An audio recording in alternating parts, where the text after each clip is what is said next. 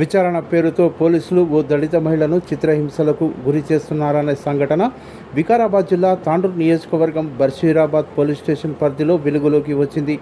అది కూడా సీఎం సొంత జిల్లా కావడంతో తీవ్ర చర్చనీయాంశంగా మారింది. పూర్తి వివరాల్లోకి వెళ్తే బషీరాబాద్ మండలం నవల్గా గ్రామానికి చెందిన ఓ మైనర్ బాలుడు అదే మండలానికి చెందిన కాసింపూర్ గ్రామానికి చెందిన ఓ మైనర్ బాలికను ప్రేమ పేరుతో తీసుకొని వెళ్ళిపోయాడు. ఇక బాలిక తల్లిదండ్రులు నవల్గా గ్రామానికి చెందిన మైనర్ బాలుడే కిడ్నాప్ చేసి ఉంటాడని పోలీసులకు ఫిర్యాదు చేసింది. కొడుకు ఆచూకీ తెలపాలంటూ మైనర్ బాలుడి తల్లిని పోలీసులు పలుమార్లు పోలీస్ స్టేషన్కు పిలిపించి విచారించారు. అయితే తనకేమీ తెలియదని ఆమె పోలీసులకు తెలిపింది. విచారణ పేరుతో తన కొడుకు ఆచూకీ తెలపాలంటూ పోలీసులు తనను చిత్రహింసలకు గురి చేశారని సదరు మైనర్ బాలుడి తల్లి ఆరోపిస్తోంది. బషీరాబాద్ ఎస్ఐ తనను వేధించడమే కాకుండా చిత్రహింసలకు గురి చేస్తూ కాళ్లపై చేతులపై కొట్టారని ఆమె ఆరోపిస్తోంది. ఈ విషయమై డీఎస్పీ బాలకృష్ణారెడ్డిని మీడియా వివరణ కోరగా తగు విచారణ చేసి నివేదికను ఎస్పీకి అందజేస్తామన్నారు.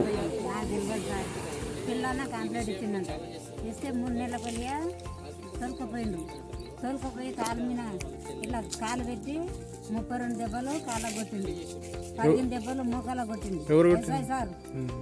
ఇక 8 దెబ్బలు చేతుల కాళ్ళకు కొట్టింది, 15 దెబ్బలు చేతుల కొట్టింది సార్. మళ్ళీ అంటే ఏం అట్లా లేదు నరేష్ యొక్క తల్లి ఆయనకి నరేష్ కొంచెం ఆర్థికంగా సహాయం చేస్తుంది. వేరే చుట్టుపక్కల వాళ్ళతోని ఆర్థికంగా గూగుల్ పే, ఫోన్పే లాంటి వాటి ద్వారా వాళ్ళకి డబ్బు సాయం అందజేస్తుందని చెప్పి ఇన్ఫర్మేషన్ రావడంతో ఆ కేసుని ఇన్వెస్టిగేట్ చేస్తున్న ఎస్ఐ రమేష్ గారు ఆమెను కళావతి నరేష్ తల్లిని పోలీసుని పిలిపించడం జరిగింది.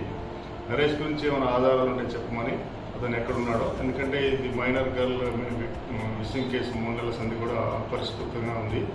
సో మిస్సింగ్ కేసు ఛేదించాలి కాబట్టి తనకున్న వచ్చిన ఇన్ఫర్మేషన్ గురించి అడగడానికి ఆమెను పిలిపించడం జరిగింది.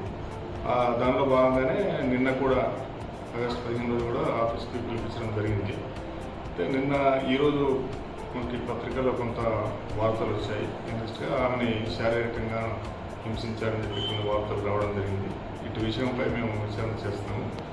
ఏదున్నా కానీ ఆ కేసు ఇన్వెస్టిగేట్ చేస్తూ అట్లాంటి వాటి మీద మేము విచారణ చేస్తాం.